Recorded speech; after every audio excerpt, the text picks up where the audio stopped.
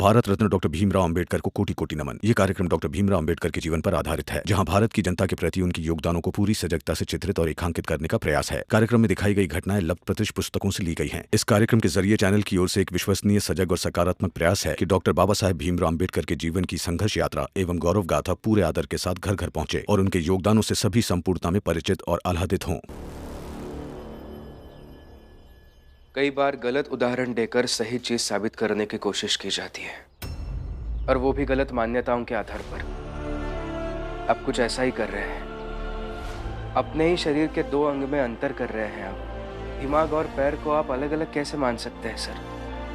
यही गलत धारणा है, गलत मान्यता है, और गलत मान्यता को लेकर आप सही चीज कैसे समझाएंगे? तो अब तुम मुझे समझाओगे, बताओगे, सिखाओगे? नहीं सर, आपने जो कहा मैं तो बस उसका जवाब दे रहा था। बकवास मत करो, जाकर बैठकर काम करो।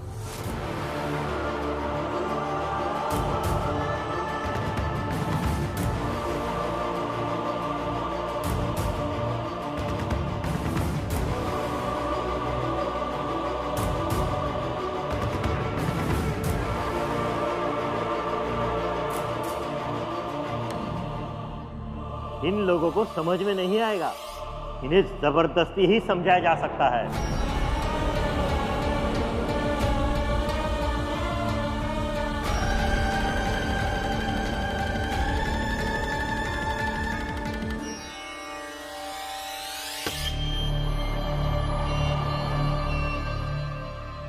आज जाए वो करुणा लक्ष्मी काम पर, यही पकड़ के मारेंगे और इतना मारेंगे कि कल की जीत उनको गलती नजर आएगी, जीवन की सबसे बड़ी गलती।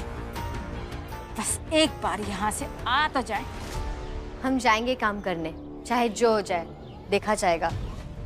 और हम काम नहीं छोड़ेंगे, इतनी मुश्किल से एक काम मिला है। लक्ष्मी, काम छोड़ने के लिए कौन कह रहा है? हम तो बस ये कह रहे हैं कि एक दो दिन काम पर मत जाओ, और अगर जाना भी है तो रास्ता बदल कर जाओ। कुछ दिनों में उनका हार का गुस्सा कम हो जाएगा तो फिर जाओ, किसने रोका है? उनसे डर कर नहीं जाएंगे, ये ठीक नहीं है। और अगर वो आज रोकेंगे तो उनको जवाब कल की तरह ही मिल जाएगा। आज फिर हार जाएंगे, एक दो दिन हारने के बाद वो रोकने की हिम्मत नहीं करेंगे।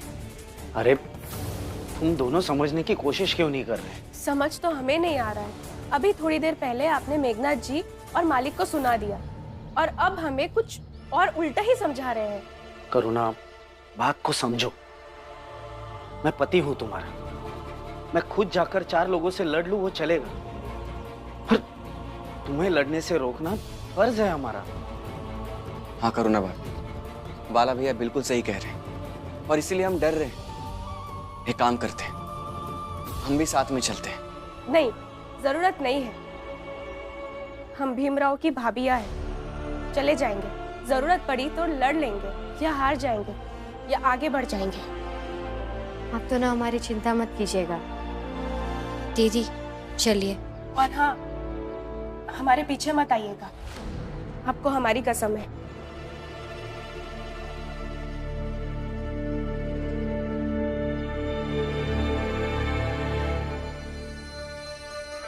लगता है कि आज नहीं आएगी दोनों। लगता है डर गई होंगी।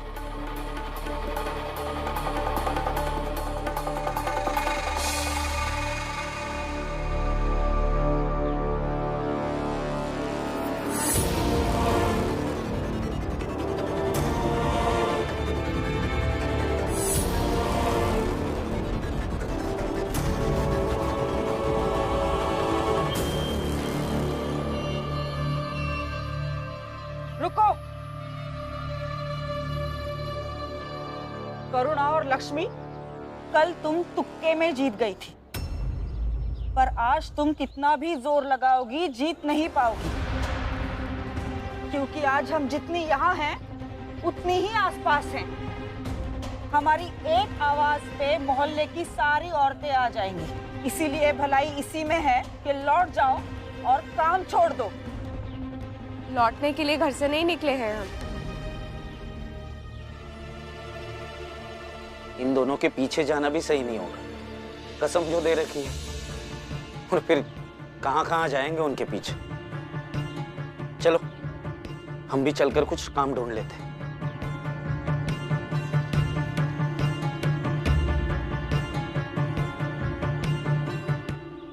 वाह, बाला और आनंद, क्या बात है। तुम्ही लोगों की तो मस्ती है। सही है, बीवी को काम पर भेज दो और खुद मौज मस्ती करो। अच्छा है, जाओ। निठल्ले तो वो ही, और अब तो बीवी की कमाई से खाने वाले भी हो। हितेश काका, हाँ, जाकर अपना काम कीजिए, वरना अच्छा नहीं होगा। अच्छा, अरे बड़े डरपोक हो। मैंने तो सुना था कि बाला बड़ा बहादुर है, लेकिन ये कैसी बहादुरी?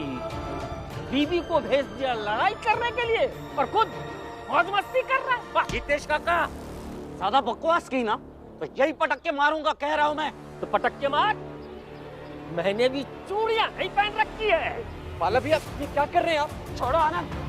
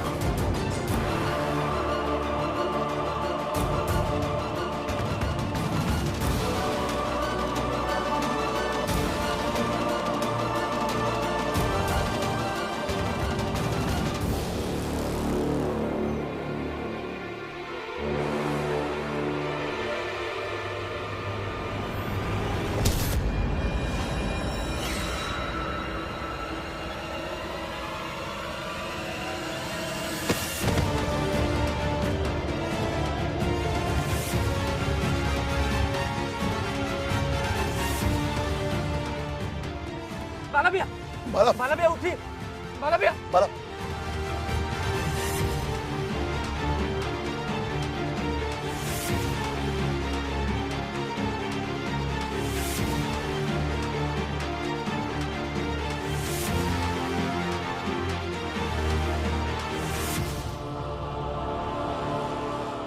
कौन?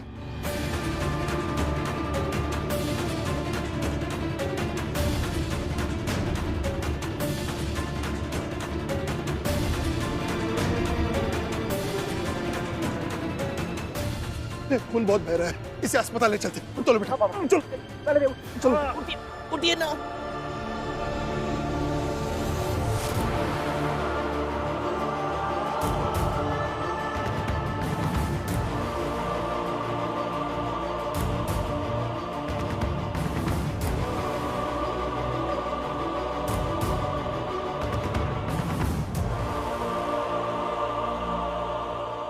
डर गई क्या ये सुनकर कि हम ऊंची जात वाली औरतें आज एकजुट हो गई हैं?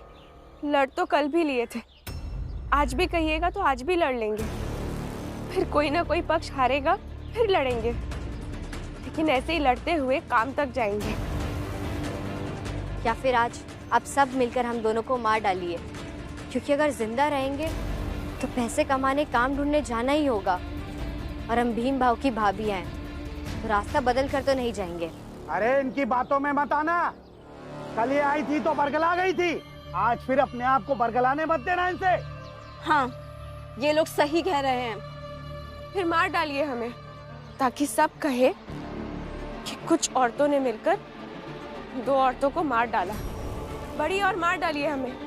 फिर आप सब जीत जाएंगी, और जीतेंगी ऐसे कि लोग आपकी बातें करेंगे और आपकी तारीफ में कहेंगे, रोटी कमाने जा रही दो औरतों को आप सबने मार डाला। फिर ये चौक चौराहे सब आप सबके नाम बन जाएंगे।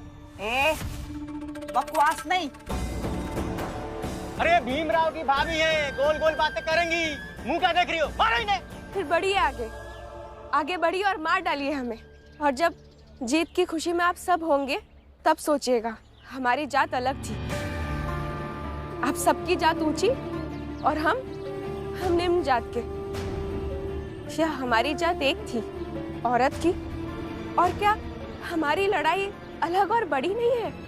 और अगर हम यहाँ आज मर गए तो शायद कुछ समय तक लोग आपसे डरेंगे, इस रास्ते से नहीं जाएंगे, मगर लोगों का जाना बंद नहीं होगा और नहीं हमारा संघर्ष, और शांति से हम दोनों नहीं रह पाएंगे, ये जानते हुए कि औरतों का पहला धर्म घर, परिवार, समाज और दुनिया, इन सब में शांति बनाए रखने में मदद करे।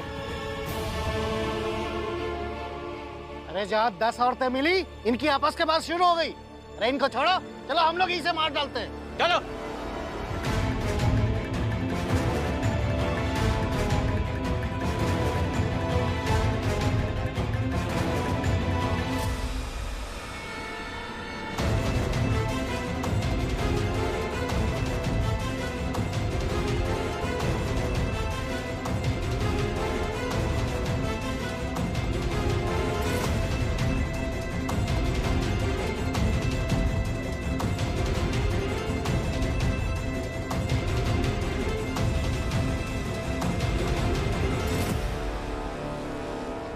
ये जिद्दी वाला तेवर रहा ना तुम्हारा, तो घर के अंदर और घर के बाहर लाठी से मार खाती रहेगी तुम्हारी जात। सही कह रहा हूं, नहीं सुधरे तो पूरी की पूरी जात काट दी जाएगी।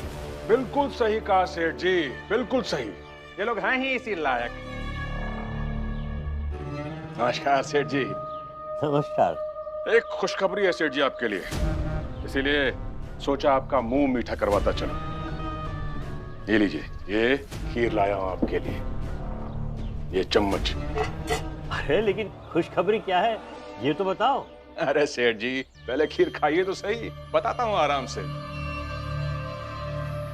तब तक मैं इस भीमराव के हालचाल तो ले लूं। रुक जाओ। रुको। अरे हटा सामने से, आज हम छोड़ेंगे नहीं। हटा। रुक जाओ। जाओ। नहीं मारने देंगे। हटा सामने से, आज हम छोड़ना होगा। ये औरतें उन दोनों की ढाल हैं। करुणा, लक्ष्मी, तुम जाओ यहाँ से। लेकिन आप सब यहाँ से। अरे पागल हो गए हो क्या? हट जा सामने से। नहीं, हम नहीं मारने देंगे। अरे उसने 2 बातें कह दी, तुमसे हमदर्दी हो गई, उनके जात से प्यार हो गया। वो अच्छी लगने लगी। ना तो वो अच्छी लगने लगी है, ना तो उनकी जात से प्यार हुआ है। बस एक औरत दूसरी औरत को मरने नहीं दे सकती। जाने दो उन्हें। अरे तुम हटो सामने से। नहीं, नहीं जाने देंगे।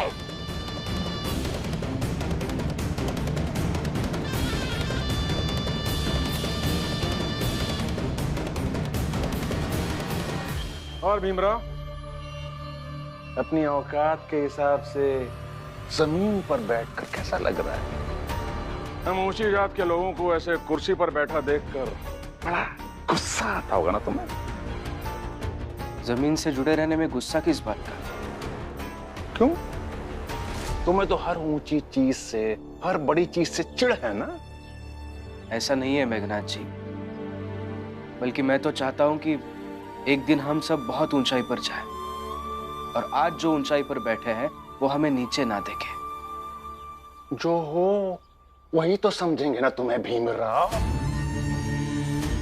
ऐसे सच है कि कुर्सी पर बैठा आदमी जमीन पर बैठे इंसान से ना बहुत ऊपर उठ जाता है,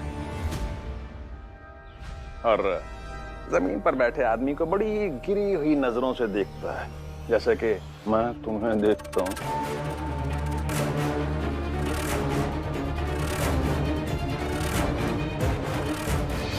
इस कुर्सी पर बैठने के बाद ना एक दम्भ सा जाता है, एक गुरूर।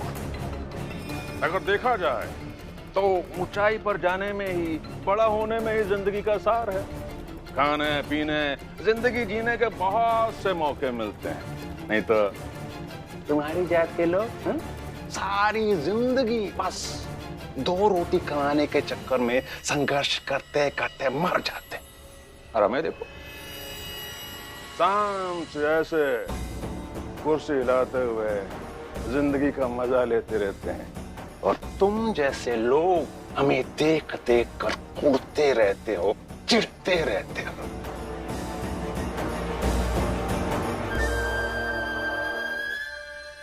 वाह, खीर तो बड़ी स्वादिष्ट है, मगर ये बताइए कि किस खुशी में है? बताता हूँ ना सेठ जी, अब आराम से खीर खाइए, तब तक मैं इस भीमराव की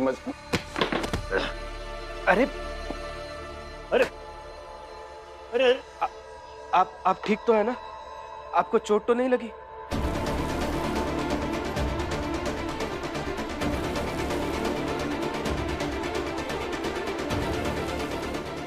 धीरे, आराम से।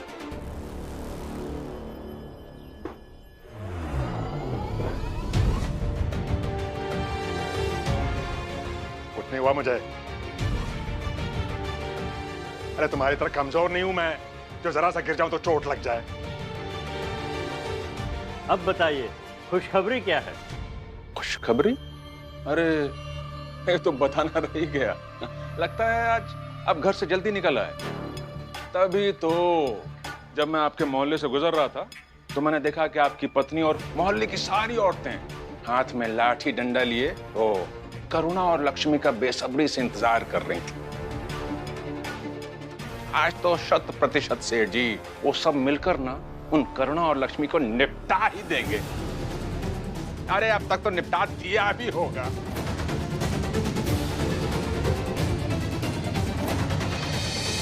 भीम भैया, ए दीपक, कि वो लक्ष्मी और करुणा में से कौन घायल है और कौन मर गई? करुणा ताई और लक्ष्मी ताई को कुछ नहीं हुआ है,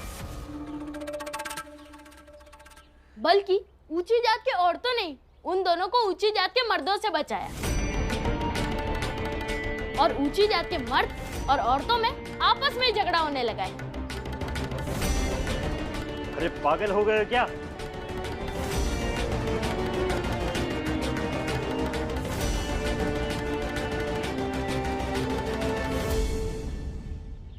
मेघनाथ जी,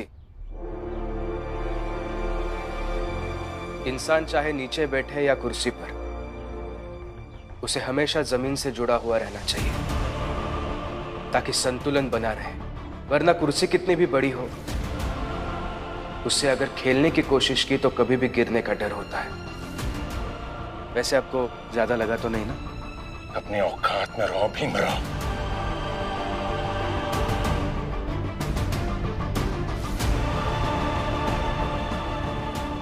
भीम भैया, एक बुरी खबर भी है। क्या हुआ? वो हितेश काका ने बाला भैया के सर पर। क्या? आराम से, बस। वाह हितेश भाऊ, ऐसे अपने ही लोगों को पत्थर से मारेंगे आप, जो अपने ही चाल में रहते हैं, जो एक दूसरे का सुख दुख बांटते रहते हैं।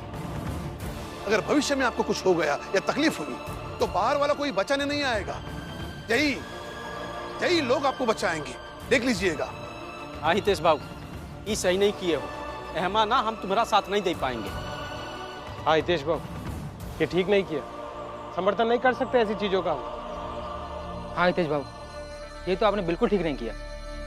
अरे लड़ने आया था, पता नहीं जोश जोश में कैसे हो गया। मेरी कुछ गलती तो है ही नहीं। आइए दरोगा साहब, आइए।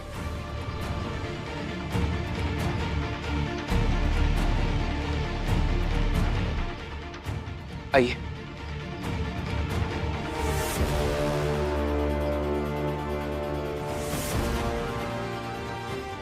देखिए दरोगा साहब, यहाँ क्या हो रहा है।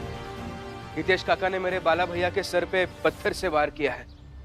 आप हितेश काका को गिरफ्तार करके ले जाइए।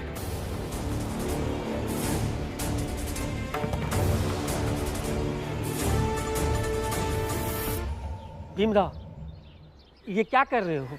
अरे गलती हो गई, ये अपनी चाल की बात है। आपस में बैठ करके हम लोग इस पर में बात विचार कर लेंगे। इसमें दरोगा साहब की क्या आवश्यकता? हाँ भीमराव, ये आपस का मामला है, हम आपस में बैठकर सुलझा लेंगे।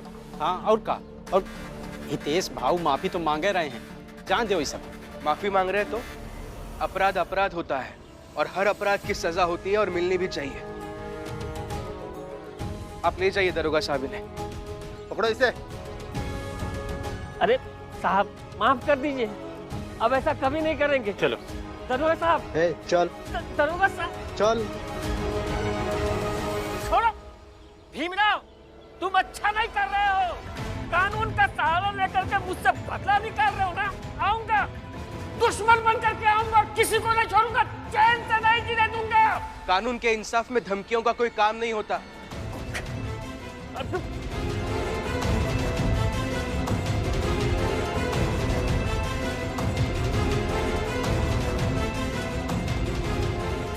भैया अब